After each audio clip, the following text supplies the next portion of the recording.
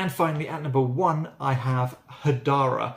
So this is a game that's been on my kind of periphery vision for quite some time. I've always wanted to try this one, but I'm not quite sure why I never took that plunge and managed to pick it up myself. But I finally did, because I managed to find a very cheap copy, and I kind of kicked myself why I didn't pick this one up a lot earlier, because this is an excellent little engine building, little tableau building card game as you are drafting these different coloured suits of cards in order to build up an engine which will do lots of different things. So for example, you've got your yellow cards that will let you increase your income of currency, or you've got your blue cards that will let you build these statues which will boost your other stats. The green cards will pay for the food to pay for your existing cards that you've collected, or even the red ones, which are kind of like your military cards, which will allow you to colonize these different islands to get victory points or even boost your stats further.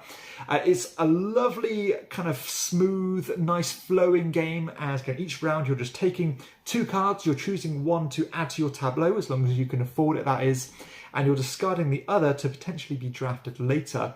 But the game has a nice escalation to it, because if you keep on taking the same coloured cards, then they get cheaper for each one you've taken. So, for example, if this card cost 5 coins to buy, I already have 3 of them, then I'd get a 2, then I'd only have to pay 2 because I get a 3 card discount on them, which is great because you end up getting really powerful cards at the end of the game for next to nothing, as long as you've invested in that colour. But of course, there is an incentive to spread yourself thinner by getting one of each colour, because at the end of each round you can invest in these medals which will score you a really strong amount of points for each set that you've collected. The progress in this game is also really interesting when it comes to the economy side of things, because in the first round, when you discard a card as not to buy it but to get rid of it, you can get like 2 coins per card.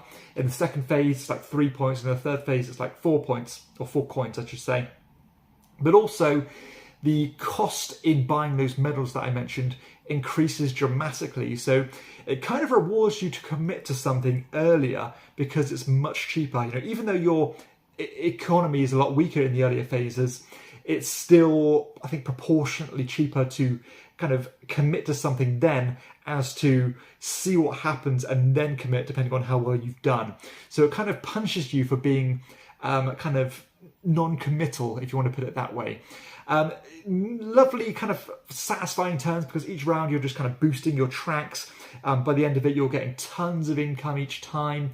Some of the special powers on those purple cards are also really interesting, such as when you cash in a card, you get an extra coin, so your personal economy is going to be a lot better.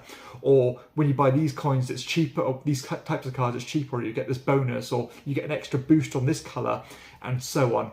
And it's one of those games that you can't really do everything. So you might want to commit to one thing over the other. Are you going to go real strong military this round and colonise every single island that you possibly can? But if I do that, I'm probably not going to build every statue that I can. Or am I going to do a bit of each and again go for those medals instead?